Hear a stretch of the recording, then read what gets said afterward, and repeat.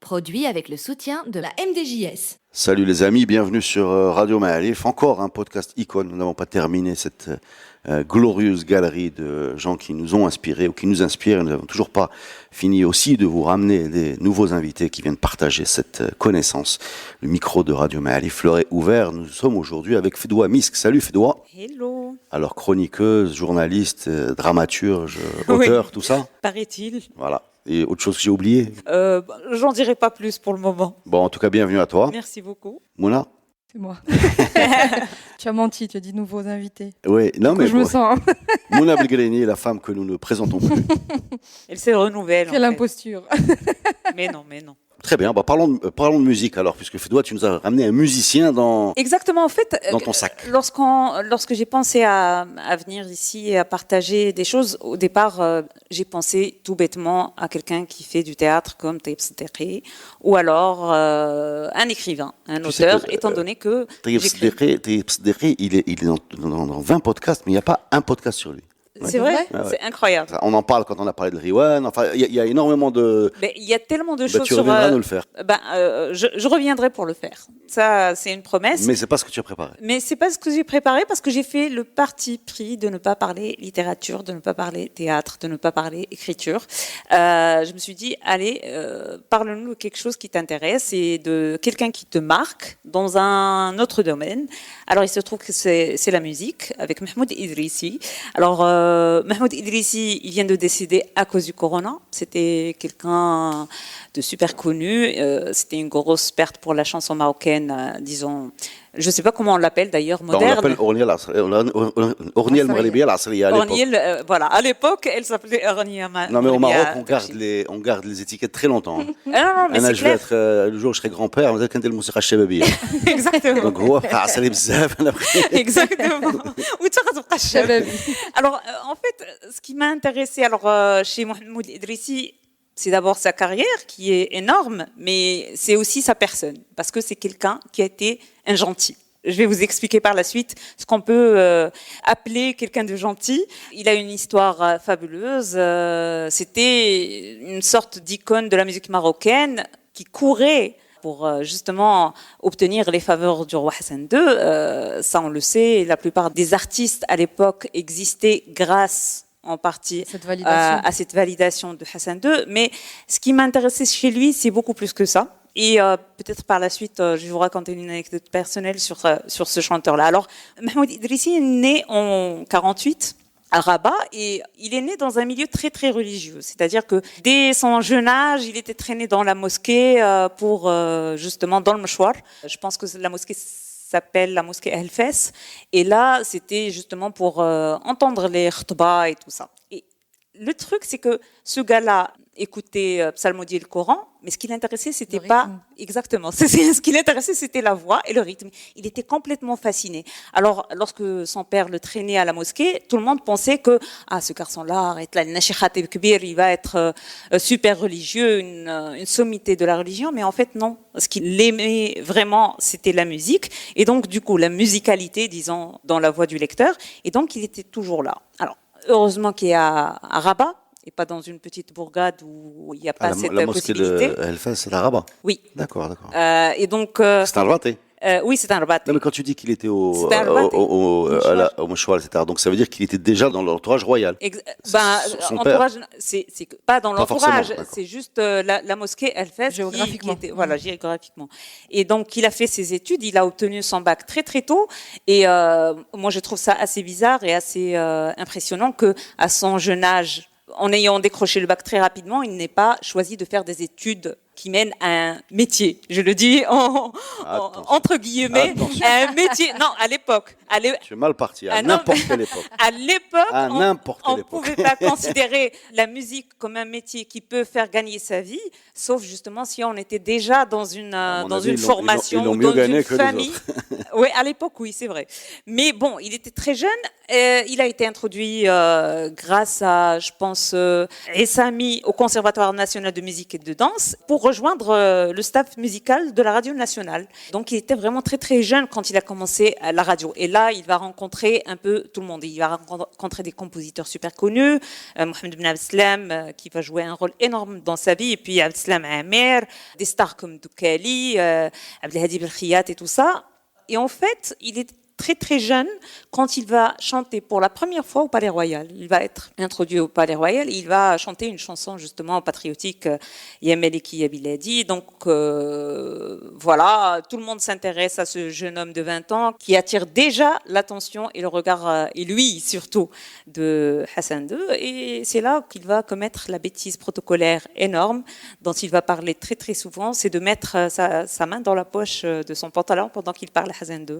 Et donc, le défunt roi va être offensé par cette erreur protocolaire et il va être justement mis de côté pendant très très longtemps.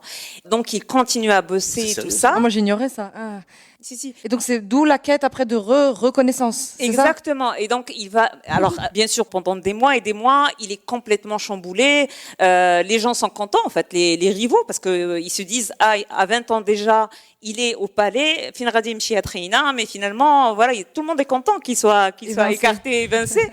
Et il est là, dans ses petits souliers, et il doit continuer à chanter derrière d'autres noms qui sont pas plus vieux que lui. Ils sont pas très très vieux par rapport à lui. Les Doukali, les Hiyani, il y a une différence d'âge de 3 ans entre eux.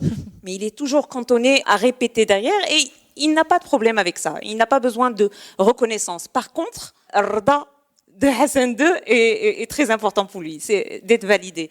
Et c'est là que Mohamed Amer, qui a joué ce rôle important, quand il a l'occasion, une fois, il va l'inviter, il va lui dire on va faire une chanson et on va la présenter à la fête du trône et on va tenter le tout pour le tout. Ils ont vu Ali Haddani qui est compositeur, ils ont terminé la chanson, composition et écriture de paroles en 6 heures, je pense. Donc, ils se sont rencontrés à 11h, à 18h, ils l'ont enregistré. Et c'était Ishi Bledi Ishi qui avait cartonné. Et là, justement, Hassan II l'a réintroduit au palais et tout ça. Bien sûr, c'était quelque chose pour lui. Non, plus jamais de sa vie. Je crois qu'il n'avait plus de poche, même. Il n'a plus de main. Oui. Mais le truc, c'est que c'est un gentil monsieur dans le sens où il avait une super belle voix. Il s'est fait connaître très, très jeune. Et vous savez, quand vous êtes gentil et que ça me fait tout le temps, beaucoup de compositeurs l'invitaient à faire des chansons. Il l'a rodé avec Mahmoud Idrissi. Et par la suite, il finissait par la donner à quelqu'un d'autre.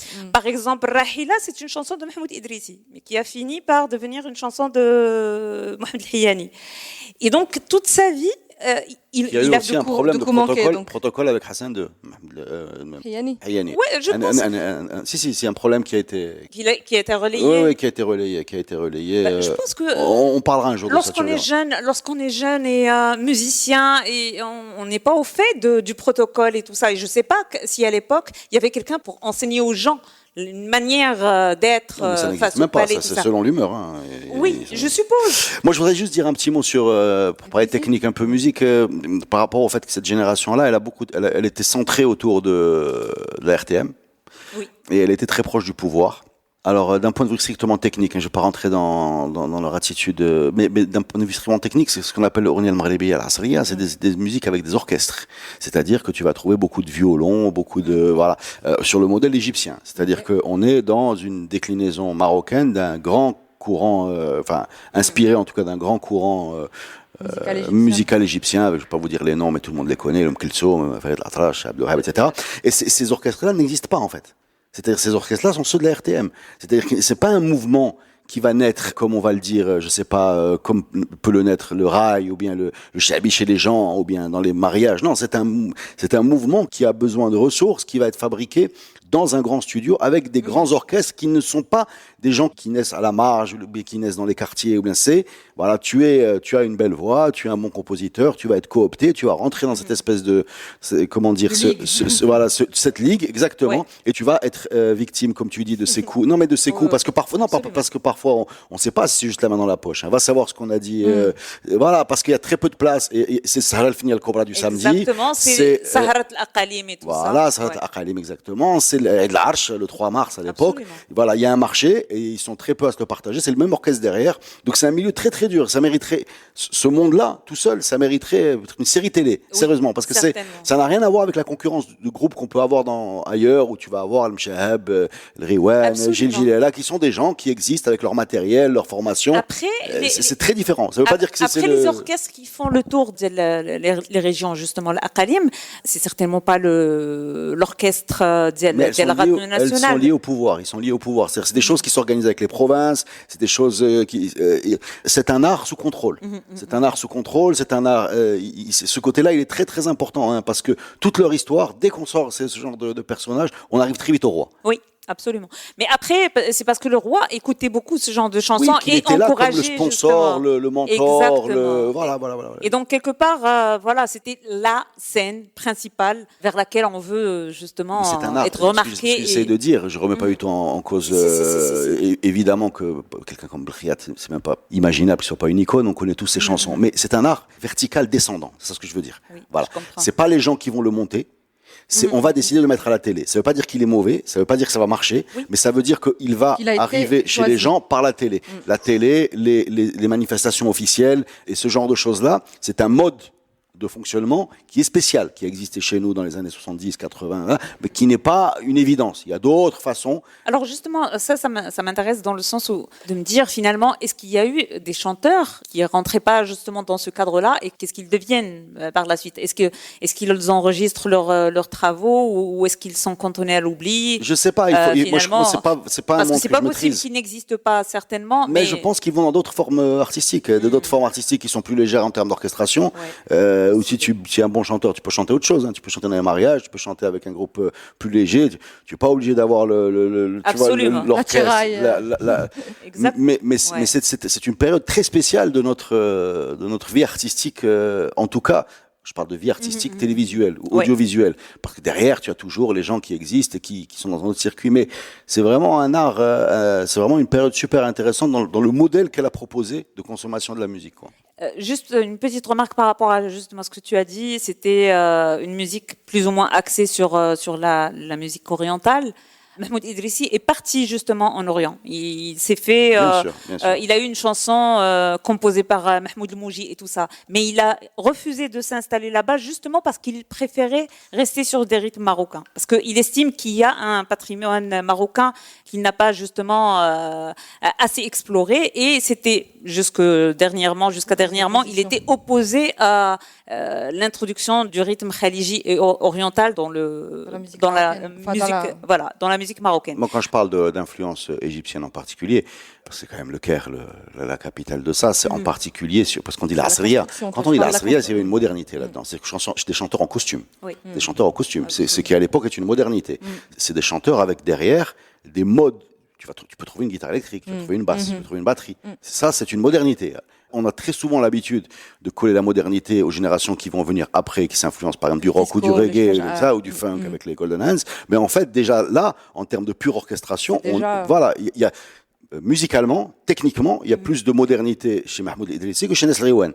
Je parle d'orchestration. Oui. Mais ce qui est bizarre, c'est que les premiers vont avoir l'air d'être les Marocains authentiques, et les deuxièmes, les rebelles, les Khajin Mjinb. Exactement. Alors que quand tu regardes la réalité de leur inspiration d'origine, c'est l'inverse. Absolument. Et pour revenir à cette question de se faire toujours rouler par les compositeurs qui donnent ses chansons à d'autres, un jour il finit par s'emporter contre Abdelkader Rachdi et lui dire: c'est bon, je te demanderai plus jamais cette chanson. Et un jour, je vais composer une chanson qui va cartonner et qui va rester longtemps après moi. Et cette chanson, c'est Saïda. C'était sa première, sa première composition et tout ça.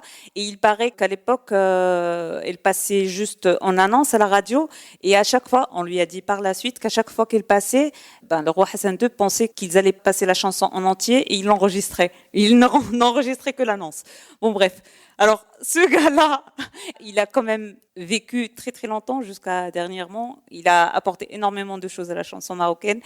Dans ma vie quotidienne, il m'a accompagnée grâce à la chanson Mouhalouchi Nsaklbel, que j'ai entendue la première fois. Maman l'a chantée en pensant à sa mère défunte. Et par la suite, c'était très drôle parce qu'il partait faire des chansons au complexe hôtelier Mazagan. Et donc, elle a fini par le rencontrer. Et il venait chaque semaine et elle venait chaque semaine chez moi. Donc, ils se rencontraient. Et elle était toujours heureuse de me dire, tu sais, j'ai rencontré Mahmoud Idrissi. Et je lui ai dit, est-ce que tu lui as raconté ton attachement à sa chanson? Elle m'a dit non. Et quelques années après le décès de ma mère, j'étais en face de lui. Et pendant l'heure qu'a duré le trajet, j'étais en train de me demander si j'allais lui dire... Si tu lui raconter la fameuse... cette histoire, je l'ai pas racontée, mais voilà quoi. Pour moi, c'était quelqu'un qui accompagnait 3 vies. Ma grand-mère l'a chanté pour son défunt mari, ma mère pour sa mère, et moi pour la mienne. Voilà, donc c'est pour ça que j'ai beaucoup d'affection pour ce chanteur-là. Eh ben, on va écouter le morceau, il n'y a rien d'autre à dire, je pense. Non, mais c'est vrai. Voilà, voilà. Parfait. Parce que je voudrais compléter ce que je dis. En fait, il y a une chose à dire, c'est que les mystères de comment une chanson rentre dans le cœur des gens, c'est un vrai mystère. Et ça ne dépend pas de façon aussi simple qu'on le croit que du matraquage ou de. Il y a quelque chose qui est pas du tout logique. Voilà, il y a quelque chose qui se passe. Donc Absolument. on va écouter Mouhal Ouachi Nsaklbel. Merci Fdoua. Merci à toi.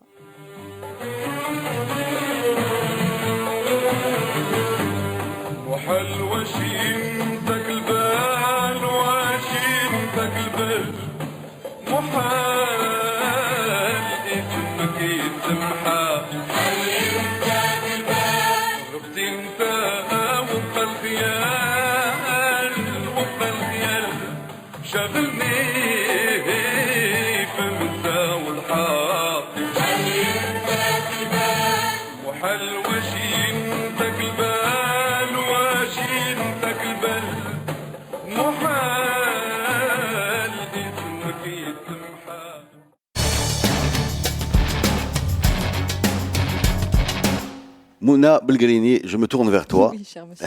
Comment ça va? Très bien. De qui veux-tu nous parler, s'il te plaît? Alors, Quel est ton dossier? Les gens le savent maintenant. Je sais que les gens le savent puisqu'ils ont lu le titre sur le. Mais ils ne savent pas que tu es venu avec un dossier avec des timbres fiscaux et des tampons. Non, c'est même pas ça le truc. Le truc, c'est que dès que je peux mettre la lumière sur Agadir, je le fais.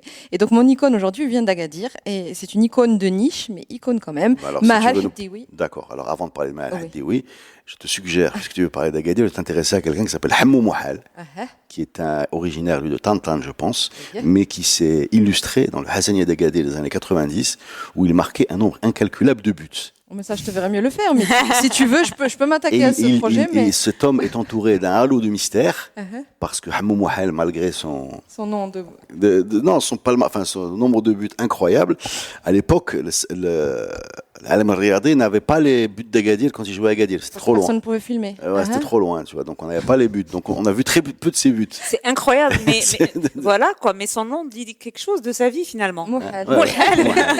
C'est le cas de le dire. Bon, écoute, si tu veux, je pourrais. Faire une investigation. Et imagine que moi qui ai vu des centaines de milliers de matchs parce que c'est très récemment que j'ai vu une belle photo de Hammou Mouhal à Tantan. Et alors? C'est un beau gosse. Parce qu'on doit se faire des. C'est un mythe en fait. Visualiser. C'est un mythe. Voilà, il a la peau sombre, il a un peu l'air, tu vois, un peu sahraoui, mais fort quoi, avec les cheveux en l'air. Voilà. Je vais essayer écoute, tu aurais dû travailler nous Hammou Mouhal. Ça fait challenge accepté. Mais entre-temps, je reviens à Mahal Hadioui, qui est donc mon icône du jour, qui est golfeuse, et qui est encore jeune, mais qui, en tout cas dans son domaine, est vraiment une icône pour plein de raisons. La première, c'est que déjà, c'est la première femme marocaine et arabe à avoir intégré le circuit professionnel de l'European Je vais pas dire de bêtises, je vais le lire après. C'est l'European Tour, c'est le Ladies European Tour. Et parce que elle est iconique en tout cas dans son parcours et dans le domaine, sachant que le golf, vous connaissez la place qu'il a au Maroc et qui n'est pas si élitiste qu'on pourrait le penser, parce qu'en réalité, si, le golf est élitiste, mais il y a eu une politique, mais les années 90, pour le rendre plus accessible à beaucoup de gens, et du coup, aujourd'hui, quand il y a des compétitions, on passe au-delà un petit peu de cette étiquette de sport de niche, même si j'ai utilisé ce mot au début. Bref, Maha Hedioui, icône du golf, parce que elle a réussi à inscrire son nom sur des listes assez restreintes et quasi vierges, ma kan fomteshi mghrebia avant. Maha Hedioui est née à Agadir, et elle a touché au golf un peu par hasard. Lorsqu'elle avait 13 ans, c'était juste histoire d'essayer parce qu'elle a passé une journée dans un golf en famille. Et donc, une fois qu'elle touche à ces clubs et qu'elle s'initie, elle devient complètement accro, mais vraiment accro. Pendant que les adolescents ont d'autres choses en tête à 13 ans, elle, c'est le golf, le golf, le golf. Et dans cette petite ville qui en compte plusieurs, elle arrive justement à s'entraîner, à se donner à sa passion bien comme il faut. Une passion qui va durer puisqu'elle va être suffisamment chanceuse pour aller faire ses études aux États-Unis après avoir obtenu son bac. Et ces études, elle les fait en Floride, qui n'est pas le pire des endroits aussi pour trouver des cours de golf. Et c'est là, et c'est là qu'en fait, elle continue, elle se frotte un petit peu à la concurrence étrangère, elle prend des cours, elle est vraiment à fond dedans. Et elle n'a jamais pris ça à la légère, c'est-à-dire elle a toujours voulu en faire vraiment son métier. Et elle y arrive puisque déjà à l'époque, en tant qu'étudiante, donc en parallèle à ses études, elle commence à se faire un nom et plein de fois, elle est élue golfeuse de l'année là-bas. Donc voilà. Elle sait qu'elle fait ses études pour faire comme tout le monde, mais elle sait que c'est le golf qui l'intéresse. Et en 2010, elle rentre au Maroc. Et quand elle rentre au Maroc, elle se donne un objectif, d'où aussi le statut d'icône, parce qu'elle se dit, bon, quand on a des objectifs et qu'on les atteint, c'est vrai qu'on inspire ceux qui nous regardent ou ceux qui nous suivent. Et elle se donne 2 ans pour intégrer ce fameux circuit international. Et au bout de 2 ans, elle réussit. Elle réussit et depuis, elle fait un plutôt beau parcours. C'est devenu sa vie à temps plein. Elle est pratiquement de toutes les compétitions. La dernière où elle s'est illustrée, c'était en Australie et c'était au tout début de 2020, juste avant que quelqu'un appuie sur pause et que le monde s'arrête de tourner. Donc après ça, elle a... Pourtant, le golf, pourrait les laisser avec la distanciation sociale. Sincèrement, c'est pas le MMA. Yeah. Ils peuvent les laisser. Bon, en tout cas, non. En tout cas, elle a fait une pause comme... Elle a fait une pause comme tout le monde, mais je pense qu'elle n'a pas arrêté de jouer. Par contre, là, je sais pas comment ça s'est passé. J'ai pas d'infos. Toujours est-il qu'elle n'a pas arrêté de s'entraîner puisqu'elle a participé aux Jeux Olympiques qui se sont déroulés il y a pas si longtemps au Japon, où elle a fini, c'est pas extraordinaire, elle a fini 49e sur 60, mais elle a quand même réussi à les JO de Rio, elle a réussi à s'illustrer avec un très beau coup qu'on appelle le hole-in-one dans le golf, qui donc quand on arrive à tirer à distance et à ce que la balle rentre directement, une distance totale de 161 mètres, et donc iconique aussi dans des petits moments comme ça. Alors c'est vrai que c'est pas une icône de la chanson comme toi tu viens de nous présenter, mais quand on s'intéresse en tout cas au golf et qu'on est je vais le dire différemment. C'est en fait ce coup en un. C'est-à-dire, je découvre. Là. Voilà, ce coup en un est très spectaculaire. Oui. Voilà, donc elle n'a pas gagné de médaille. Non. Mais c'est un peu comme en foot quand tu marques un but de malade. Complètement. Ouais. Même il si fait le ton tour du équipe monde. ne passe Voilà. pas exactement. Voilà, il fait le tour du monde. Ouais, Exactement. Et puis c'est devrait une être belle récompensé, ambassadrice, en fait, une belle ambassadrice de ce sport et que ce soit ici ou à l'international. Et donc pour moi c'est une icône. Je sais pas si vous validez, mais mais je moi, voulais pour moi, en tout quelqu'un cas... qui arrive au JO, qui atteint quelque part l'excellence, c'est une icône. Et en plus, je suis à peu près convaincu que quand tu es une femme, c'est encore plus compliqué. Certainement. Mais il y a plus de... Le golf, déjà, c'est compliqué de s'illustrer tout court parce que c'est un sport où c'est une histoire de constance. C'est-à-dire, on peut être très bon une fois et mauvais 20 fois. Donc, si ça fait plus de 9 ans qu'elle s'illustre et qu'elle continue, c'est que rien que ça, c'est un sport individuel aussi. Donc, c'est difficile parfois de trouver les ressources, la motivation. Mais c'est très souvent des histoires de famille, le golf comme le tennis. C'est très souvent des histoires de famille parce que tu as un long chemin avant de retrouver soit la reconnaissance, soit la rentabilité. Et voilà. c'est une génération qui représente aussi un peu l'évolution du golf au Maroc, parce que comme je le disais, là, elle doit avoir 34-35 ans. À l'époque où elle démarre, c'est l'époque justement où on démocratise. En tout cas, on donne accès à beaucoup de gens qui ne peuvent pas payer les frais de golf et tout. Comme ça, vraiment, elle est énorme. Parce nous, on la voit pas. Et quand on pense à des golfeurs, on pense à des businessmen qui arrivent en grosse voiture. Mais en réalité, il y a énormément de jeunes qui n'ont pas le sou, mais qui sont parrainés. Et du coup, quand on va voir les championnats, là, ce sont eux eux réellement les champions du Maroc, c'est ces Parfois jeunes-là. même des anciens caddies. Hein, Exactement, énormément d'anciens caddies qui sont devenus champions. Et donc, avec elle et avec d'autres jeunes de son âge, on a aussi l'évolution de ce sport-là. Par exemple, quand elle a commencé, il y avait une seule espèce de compétition, fausse compétition qui était une exhibition en fait. On ramenait des gens qu'on payait pour jouer, pour qu'on voit. Aujourd'hui, on a 7 compétitions pro, une Ladies European Tour, c'est une étape de ce fameux Ladies European Tour qui est maintenant au Maroc, etc., etc. Donc ouais, je pense iconique à sa manière en tout cas. Oui. Par contre, on va pas passer de chanson. Non, Ni même le Hole in One, parce que ça fait utiliser juste... les applaudissements. Oui, mais ça fait ouais. Merci Voilà, Mouna. avec plaisir. Bah, à la semaine prochaine hein, pour un nouveau podcast Icône des amis. Merci Fédois. Non, je bouge pas en fait, je reste.